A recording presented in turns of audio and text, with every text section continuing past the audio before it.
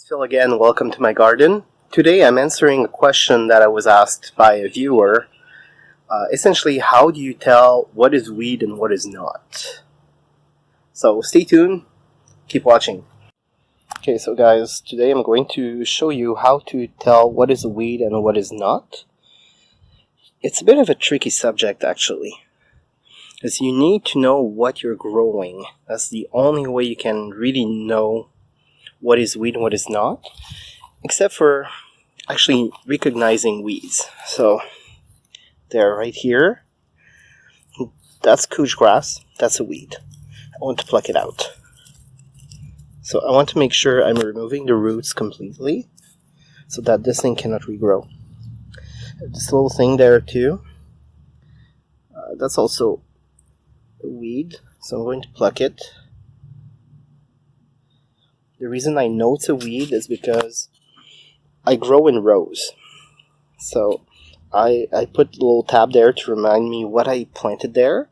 And I know that whatever grows on the side is not good. Especially if it's on the side of the garden like there, I tend to get a lot of weeds there. So those I can pluck. Right now it's a bit easier because my plants are fully grown. When they're not, it's a bit more challenging. That's one of the reasons why I have mulch. That really helps to see what is outside of the lines. But I get it. When they're really, really small, it's hard to tell. So here's a few tricks.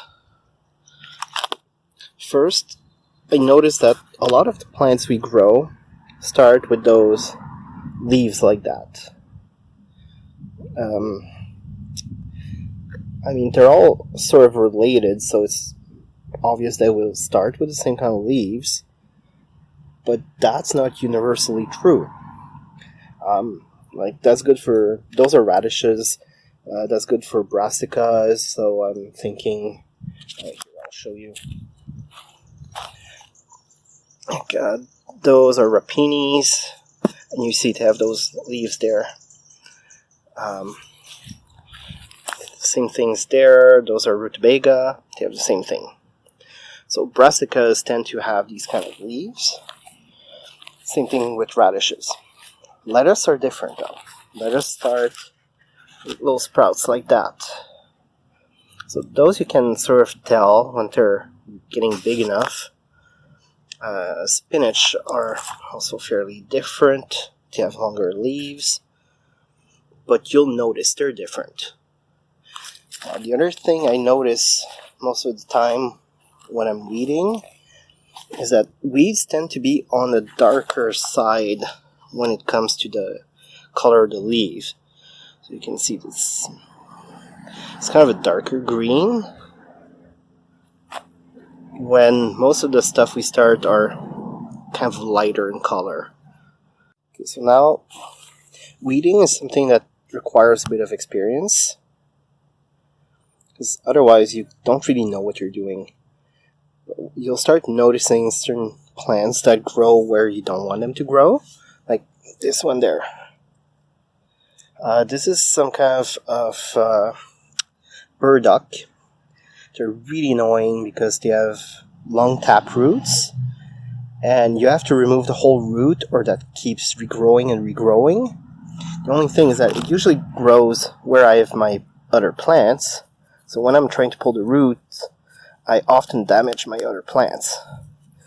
And the root tends to break, so there you go, I plucked it, but I couldn't even get the root. Then you have couch grass, same thing. They're really annoying to grow. There you'll see I have a carrot growing there.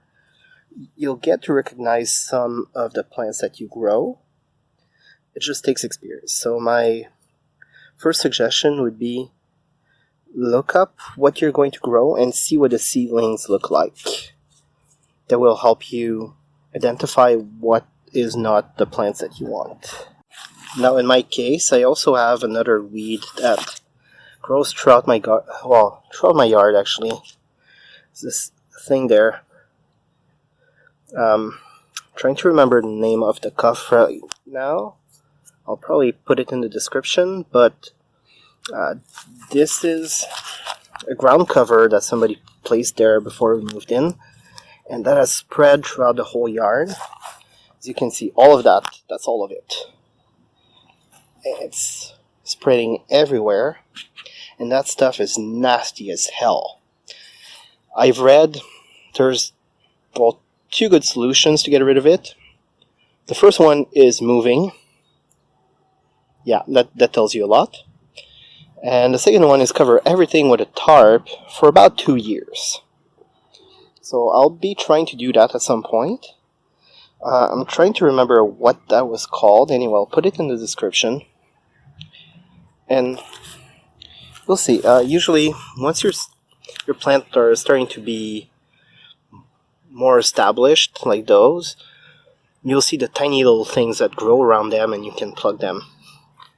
It's important to keep the weeds down. The more you weed, the less will regrow. And eventually you'll have nearly no weeding to do. So like this garden's getting good for that.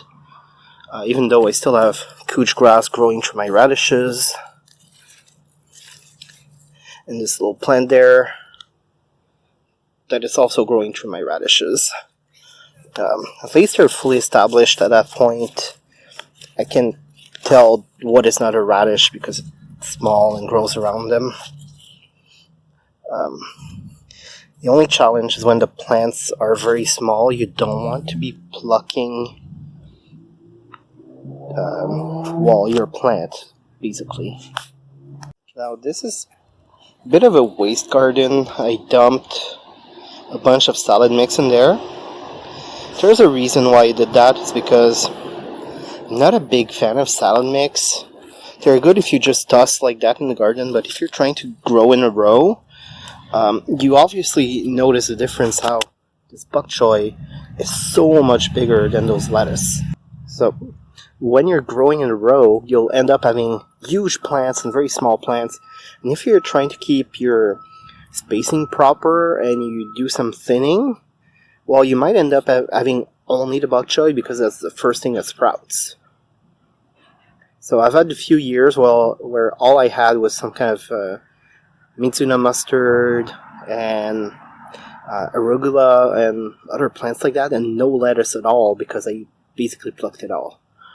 So that's why I don't really like mixed salads. I prefer growing the plants individually so I know what is growing where. And yeah, so that's going to make your weeding a lot more difficult. And you can see that one, I still have a ton of couch grass. I have more burdock growing, so I'll need to try and remove that. I also have oxalates. They're those little clover-like plants that look like little hearts. Those are also weeds. You have to remove them. And the rest in there I'm kind of used to. So I have dill, that is a burdock. So you just end up recognizing them at some point.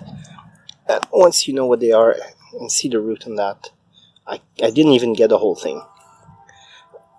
So once you recognize the weeds, it's so much easier. But just see what grows outside of the rows. And once you've identified that, you know that those are weeds. That's only true if your row doesn't shift like it does sometimes if you have some kind of flooding in your garden. So be careful with that. And that's about it. The other thing is that if you till your soil, you're going to move... sorry, got attacked by a fly there. Sorry, while I was interrupted by this black fly, there's a train that started going by. So anyway, what I was going to say is, when you till your soil, you're going to bring up some weed seeds that will grow back. So try not to disturb your soil too much. That should keep the amount of weeds down. Now the other thing, make sure you don't have weeds growing on the side of your gardens, because these will spread inside your garden, and then you're going to have so much trouble keeping them out. And you see there, I have, I think that is milkweed. So That again is something that grows with a big root. It's really hard to get rid of without disturbing the soil around it. That's more basil, by the way. It's starting to grow well. Temperature is up, so that helps. Basil likes hot temperature. So it took a while to start sprouting and growing, but now it's going well. Meanwhile, my peas are starting to flower, but they don't like the heat that much. So hopefully they'll survive. We only have a few more days of hot temperature. After that, that's going to be a lot easier. Yeah, my eggplants are doing well. Radishes are surprisingly doing well. I thought they would be bolting by now. But hey, they look fine. Now we have more radishes in there that are starting to get ready. Look at that. They stay a bit narrower compared to some of the other kinds. Those are French breakfast. But I do have some cherry bells in there. They're really starting to come along.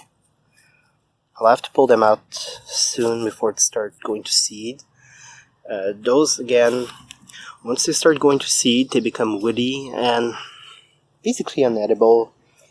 They're really hard to chew and not very good on taste. So that's going to be maybe later this week once the temperature cools down a bit. And tomatoes are obviously doing well. They love the heat. Well, that's about it for today. So anyway, that's it for today, guys. I hope you enjoyed it. If you did, make sure to like and subscribe. I'm going to make a lot more gardening stuff as the season progresses. So hopefully you'll learn something. And if not, well, enjoy the site and tell me what I'm doing wrong. So stay tuned, guys. See you next time. Ciao.